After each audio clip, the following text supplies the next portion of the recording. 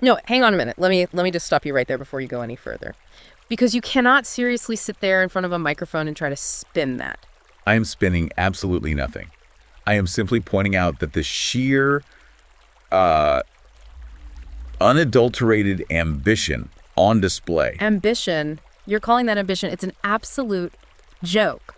I mean, that is a half-baked excuse for a completely unchecked vanity project. It is not a vanity project. It is. Picture this. You're sitting there, right? You're watching an entire third act that was supposedly shot during an actual, literal political riot or some chaotic nomadic migration in the freezing dirt, and you're supposed to applaud it because it's what? Raw? Yes, exactly.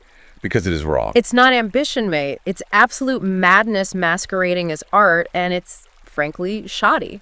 It is not madness, it is visionary storytelling. You're completely ignoring the physical reality of what was achieved here. Oh, here we go. No, listen to me. The kinetic energy that is captured in those frames, I'm not going to lie to you, I walked away from the screen feeling properly dizzy. Yeah, dizzy because the camera work is a total train wreck. Dizzy because the way those practical cuts are assembled, the sheer spatial geometry, the setups. Right. Hold your horses. Don't use fancy textbook words like spatial geometry to excuse a director who literally didn't know where to put his camera. You knew exactly where to put it. What you actually mean is he stuck cameras on the floor, on the roof, and whipped them around until the audience threw up. It fundamentally rewired the DNA of the modern thriller. You are looking at the invention of cinematic vocabulary from absolute scratch. It is pure magic. Pure magic. You're having a laugh. My head is still spinning, but not because of some sublime cinematic rewiring. It is sublime, whether you admit it or not. It's spinning because the entire thing is a ragged around the edges, unmitigated mess that gives anyone with functioning eyes a massive migraine. It's clunky as hell. Clunky. The geography of those cuts is a masterclass in tension. Cinema, the magic vehicle, a comprehensive guide. Journey 1, 1913 to 1950. You're talking about a bloke hacking away at celluloid with scissors and glue and calling it a masterpiece just because it moves fast. It is a masterclass. If you handed that footage to a first-year film student today, they'd be embarrassed. I challenge you right now to look the listener in the eye, metaphorically speaking, and actually name the film. Go on. I will gladly name it. Drop the curtain. Stop hiding behind your academic waffle and let's hear what this towering masterpiece of yours actually is. With absolute pleasure, because unlike you, I actually recognize a towering milestone when I see it. We are talking about Vsevolod Pudovkin's 1928 magnum opus, Storm Over Asia. Right. Or, if you want to respect the proper original title, Potomac Genghis Khan. Right, exactly. 1928, a silent film from the USSR. Say no more. I think the audience has already made up their mind. I will say considerably more, actually. Yeah. Let's get the facts straight for the record. This was scripted by Osip Brick. Yeah. Adapted from a short story by Ivan Novokshanov. Yeah. And crucially, it features the absolutely jaw-dropping photography of Anatoly Golovya. Jaw-dropping. We are talking about Pudovkin's undisputed golden period. To understand this film, to even begin to grasp why it looks the way it does, you have to understand the absolute grit of the context. Oh, so we're making excuses already. Context is not an excuse. We're looking at a narrative set in the late 1910s and early 1920s. A completely volatile era, sure. Exactly. You have the aftermath of the Russian Revolution, the sprawling, violent chaos of the Russian Civil War, and right in the middle of it, you have British interventionist forces controlling Central Eastern Asia. Ah, yes, the British Empire, popping over to Mongolia for a spot of tea and a bit of aggressive colonialism. They were desperately trying to reverse the tide of the Bolshevik victory. They were funding the White Army, securing territories, essentially trying to strangle the revolution in its crib from the Eastern Front. Okay, fine. The history is the history. That is the stage. And what Pudovkin does here, under extreme technical limitations, mind you, is nothing short of phenomenal work. Phenomenal. You're taking the mic. You call it a mess, but you have to realize that the lack of modern technology wasn't a prison for him. It was a playground. A playground. Pull the other one. I am perfectly serious. Think about the physical mechanics of filmmaking in 1928 Soviet Russia. I'm thinking about it, and it looks terrible. We are not talking about lightweight digital cameras. We are talking about massive, wooden, hand-cranked boxes. Right. Film stock that was incredibly insensitive to light, freezing temperatures that would literally snap the celluloid inside the magazines. Right. Every single edit, every placement of that monstrous camera in that freezing Mongolian landscape was an act of uncompromising pioneer spirit. Right. I am throwing up a massive, glowing, red octagon stop sign right in the middle of your cozy academic fawning. Just stop. You can't just ignore the condition. Stop and listen to yourself. You are romanticizing a slog. It's not a slog. You're acting as if dragging a massive wooden camera into a geopolitical conflict zone and wildly cranking the handle automatically grants you genius status. It grants him the status of a visual pioneer. It bred a film that is heavily reliant on state-sponsored propaganda, stitched together in a way that is utterly flat for long stretches. Utterly flat. Yes. You want to talk mechanics. If your camera weighs 80 pounds and you can't move it smoothly, your shots are going to look static and rigid unless you physically chop the film to pieces in the edit suite to manufacture fake energy, which is exactly what he did. You're completely dismissing the technical execution. I'm evaluating what is actually on the screen. You can hide behind the historical grit all you want, but a lot of it is just amateurish padding. Amateurish. It's an ideological sledgehammer swinging wildly in the dark. It is not padding, and it is vastly more nuanced than a sledgehammer. If you are so blindly cynical about the technical side, let's look at the human element, the actual narrative core. Oh, please. Because if you strip away the history, the plot of Bear is a stroke of brilliance. A stroke of brilliance. Right. Let's dig into Bear. I can't wait to hear you defend this absolute drivel. Bear, played masterfully by Valery Enkijanov, is the protagonist. He is a simple, nomadic Mongolian hunter. A very simple hunter, yes. His story kicks off with an incredibly grounded, relatable micro-conflict. His father sends him into a local trading post to sell a fine, rare fox fur. A fox fur! The entire geopolitical struggle of the 20th century balanced on a pelt. Yes, because Pudovkin understands that grand political cinema only works if it's anchored in personal, material reality. I mean, that's a stretch. You don't start a film about imperialism with a map. You start with a transaction. Bear takes this magnificent fur to market, and he runs into a dishonest English fur dealer, Henry Hughes. Played by Victor Tsoppi, with all the subtlety of a brick through a window. Hughes takes one look at this naive, inexperienced boy from the steppes and tries to exploit him. He tries to buy this incredibly valuable skin for absolutely next to nothing. And this is supposed to be high art. It's a pantomime. It is a brilliant distillation of colonial economics. Yeah. Hughes isn't just a bad guy. He is the mechanism of empire, the capitalist extraction of raw wealth from the indigenous population. Oh, the academic buzzwords are flying today. A scuffle breaks out. The dealer's assistant is wounded, the alarm is raised, and Bear has to flee to the mountains. It is the perfect catalyst. Perfect catalyst for a snooze, maybe. Pudovkin uses this tiny, localized economic injustice to illustrate a massive macro theme. The personal development of a single, apolitical individual transforming into a fierce national leader. He goes from a boy trying to feed his family to a rebel fighting an empire. It is sublime storytelling. Sublime. Come off it. I watched that scuffle. It is laughably weak melodrama. It is stylized for the silent era. You have to understand the biomechanics of silent acting. It is shoddy. I don't care about biomechanics. The way it plays out on screen, Bear just sort of stands there looking bewildered while the cartoonishly evil British dealer sneers at him, literally twirling his metaphorical mustache. That is an exaggeration. I mean, ask yourself, you're listening to this. Do you reckon you just stand there and take it? If someone was blatantly robbing you blind in a market, would you just wide-eye the camera for 10 seconds before reacting? I don't buy it for a second. You are demanding modern realism from an expressionist work. The film drags this tiny interaction out, absolutely torturing the pacing. You are projecting modern naturalistic acting expectations onto a 1928 silent film. The pacing is deliberate. Deliberately boring. The prolonged gazes, the exaggerated physical movements, they are utilizing the Kuleshov effect. They are building an emotional reservoir. The English dealer represents the entirety of British colonial arrogance. Oh, I get the metaphor. Believe me, you can't miss the metaphor. It's beating you over the head like a poorly tuned drum. But my point is, the execution of it is a right mess. Is highly effective. And it only gets worse from there. Because, what? Bear runs away to the mountains in the north, right? Yes, he takes refuge with a guerrilla partisan detachment, commanded by a character played by Alexander Chistyakov. He learns the reality of the armed struggle. Right, he joins the rebels, fine. But then he gets captured by the British in a skirmish. And they sentence him to death. Exactly. He is sentenced to be shot by the British colonel. It highlights the brutal summary injustice of the occupying forces. And this is where the film completely derails into a total train wreck. Here we go. Because just as he's about to be shot, what do they find on him? An amulet. A magic little necklace. This important cultural artifact. And what's inside?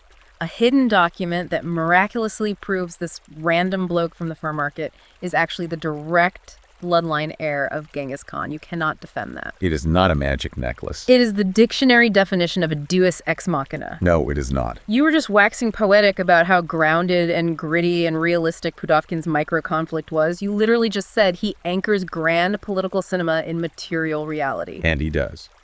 And then, at the 11th hour, to save the hero from a firing squad, they pull a secret royal bloodline out of thin air. It is lazy, half-baked writing, and you know it. That is absolute nonsense. You are completely ignoring the symbolic weight of the amulet and the geopolitical reality of the 1920s. Symbolic weight. It is not a literal modern thriller plot twist. It is profound mythological resonance. Mythological resonance. That's a very expensive phrase for bad script. Listen to the history. By having Bear be the heir of Genghis Khan, Pudovkin is connecting the current 20th century struggle against British imperialism to the ancient, fierce, unconquerable spirit of the Mongolian people. Right, so we're just ignoring logic for the sake of a metaphor. Genghis Khan isn't just a king. In this context, he represents a unified, sovereign, untouchable Asia. Pudovkin elevates Bear from a mere partisan to the living embodiment of national sovereignty. He becomes the metaphorical storm over Asia. That is a stretch, and you know it. You can dress it up in all the academic theory you want. You can cite Mongolian sovereignty until you're blue in the face, but on a narrative level, it's clunky as hell. It operates on a different narrative plane. Oh, look, we found a piece of paper on him. Cancel the execution, let's make him king. Pull the other one. They don't make him a true king. They try to make him a puppet. That is the crucial political point, and it reflects exactly what colonial powers did across the globe. Yeah. But the British forces realize they can't just execute the heir of Genghis Khan without starting a massive, uncontrollable uprising. So they decide to use him.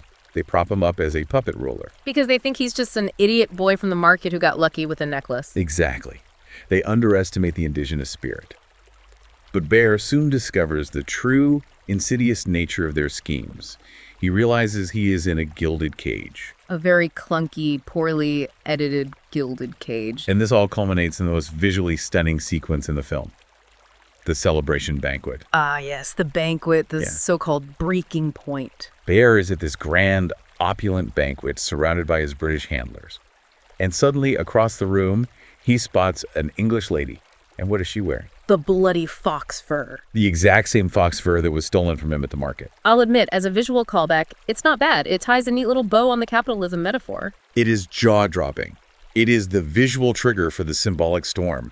The sheer audacity of the colonial theft is literally wrapped around this wealthy, sneering woman's shoulders. Yes, subtle as a brick. That is the moment he snaps. He realizes the entire empire is built on the stolen labor and resources of his people.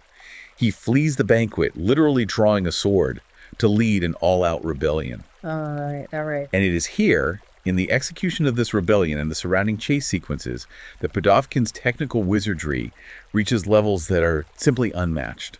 Right. Here we go. The so-called technical masterclass. Let's unpack this wizardry, because I reckon it's a load of smoke and mirrors. We must unpack it, because this is where Pudovkin deploys his signature rhythmical editing. Oh, save the entire construction of these sequences, the start of the chase after the market incident, the intricate preparation for the celebrations in the monastery, the dance of the monks, and ultimately the explosive epilogue, they're entirely based on the pulsating movement of the frames. Pulsating movement.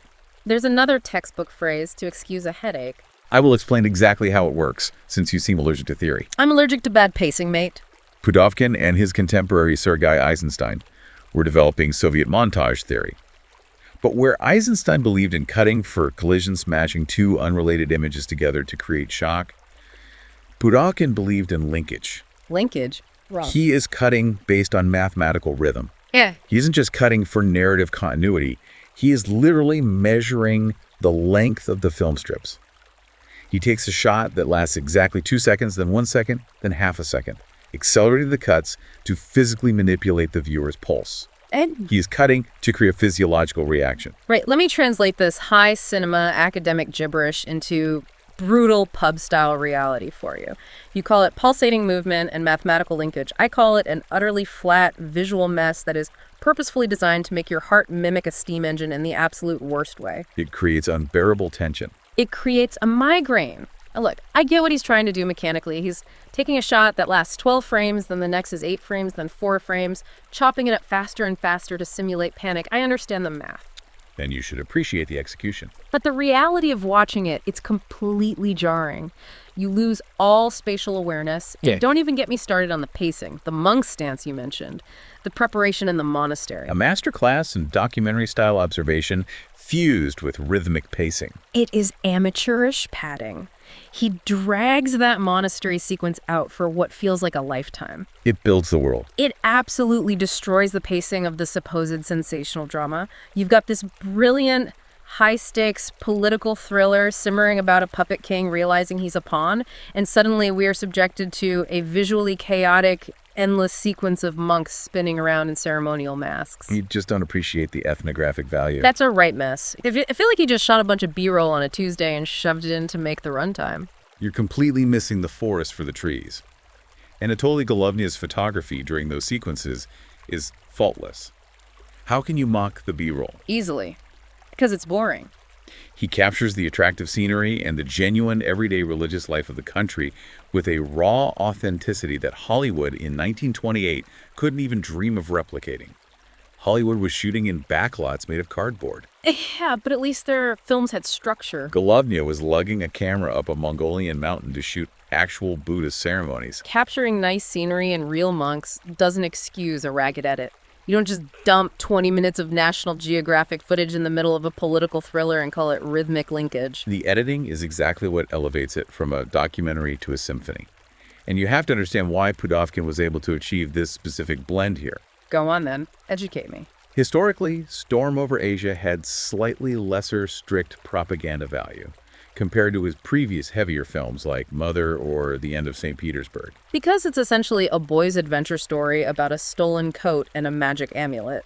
Because it focuses on the individual's psychological journey rather than just the mass movement of the proletariat.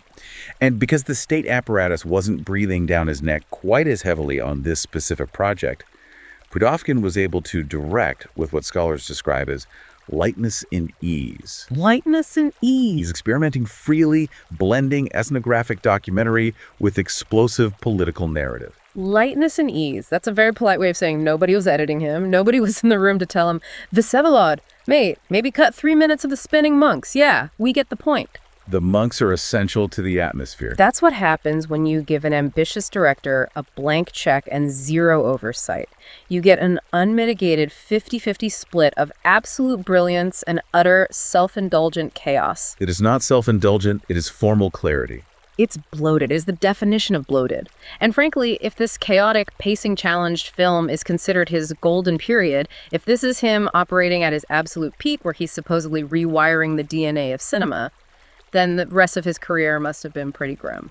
Well, that is unfortunately the profound historical tragedy of Vsevolod Pudovkin. Oh, did I hit a nerve? The great master stumbled, did he? No, you stumbled onto the most heartbreaking aspect of his legacy, and indeed the tragedy of early Soviet cinema.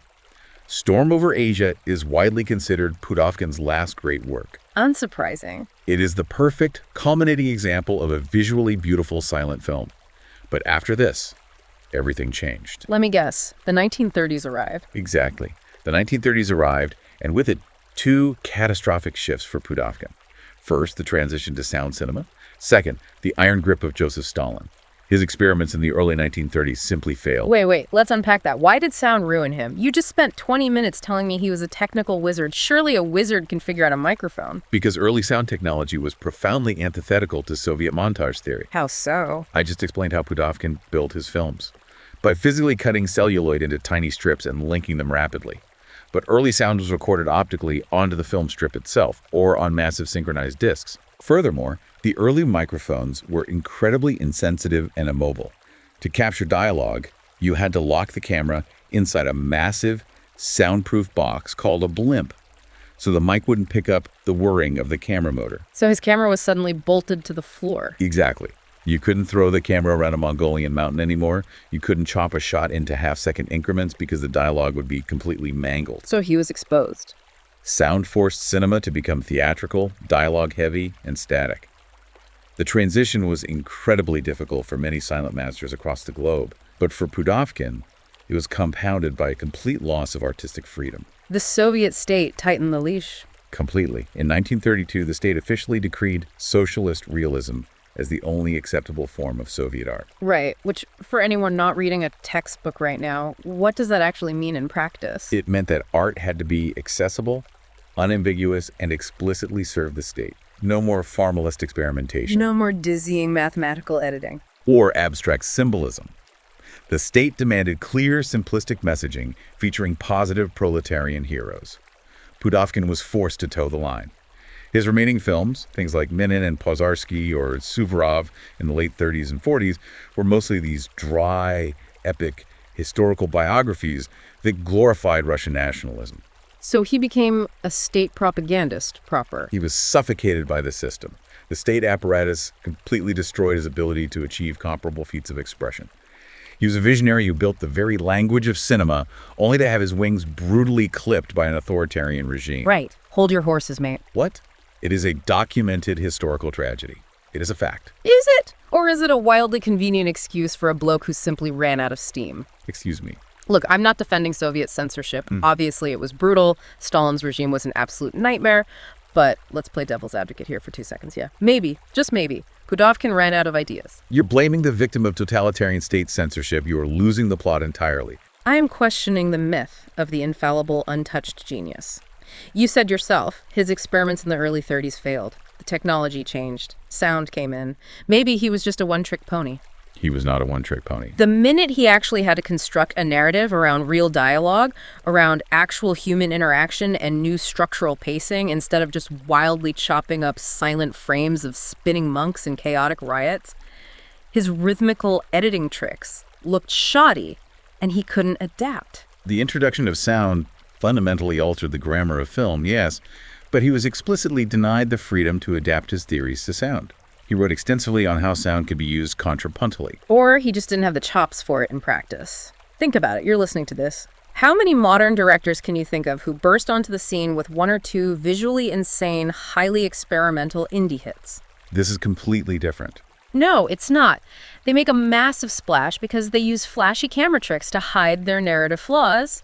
And then, the minute they get handed a massive budget and have to make a coherent, structured blockbuster with actual dialogue, they fall completely flat on their face.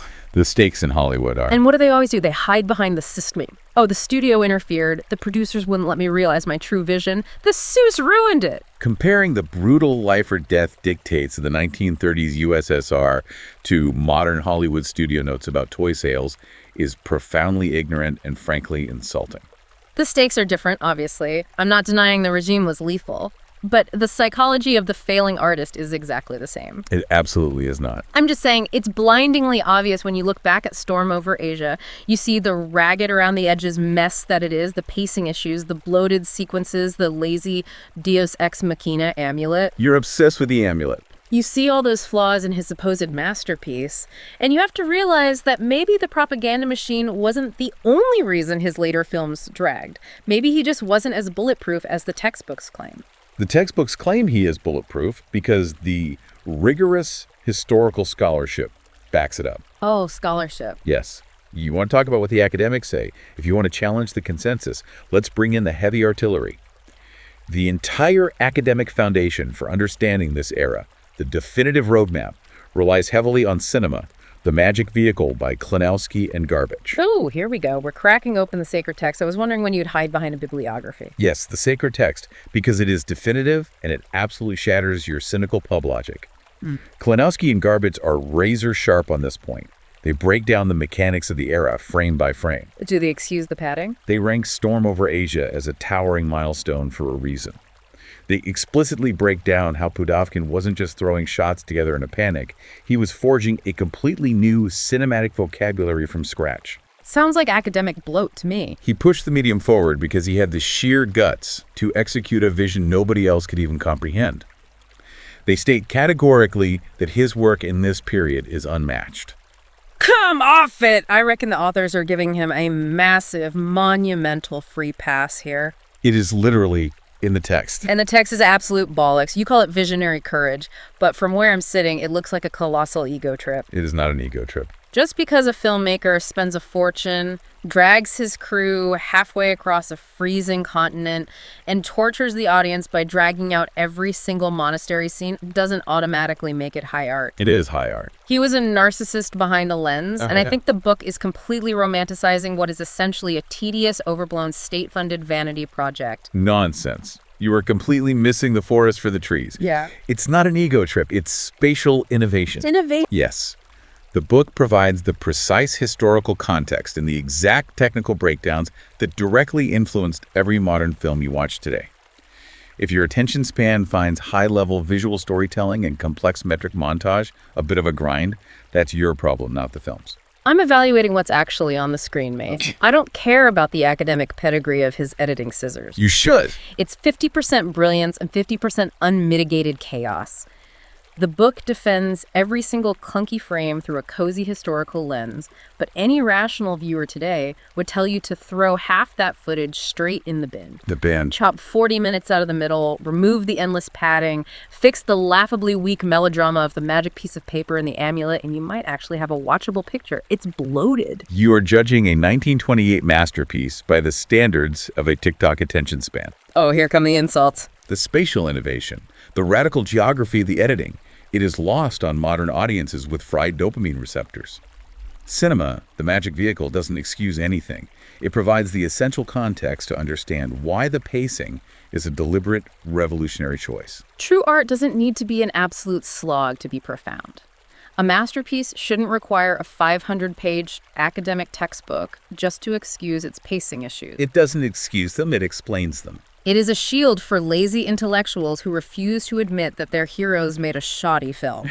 Look, we have argued through dozens of these historical milestones, and it is abundantly clear we are never going to see eye to eye on Pudovkin. He is a titan, and you are determined to tear him down for the sake of being contrary. Never. I just refuse to swallow academic dogma when my own eyes tell me it's a mess. So we leave it to the listener. Fine by me. If you are genuinely interested in understanding why Storm Over Asia is a towering achievement of pure magic, and not the mess it's being slandered as today, then Cinema, the Magic Vehicle, is required reading. It proves the unmatched courage of an uncompromising pioneer. Right. Let's lay down the challenge then. Look, you've heard both sides. You've heard the breathless textbook defense from an academic who's lost the plot, and you've heard the brutal, practical truth. Your truth, perhaps. We're never going to agree. If you want to judge for yourself whether I'm just being an insufferable cynic or if the book actually proves its point, go grab a copy yourself. The link is right at the top of the description. Yes, read the actual scholarship. Do you have the actual appetite to digest real film history, figure out the truth of this geopolitical fur trade melodrama, or are you staying lazy and letting academics tell you what to think?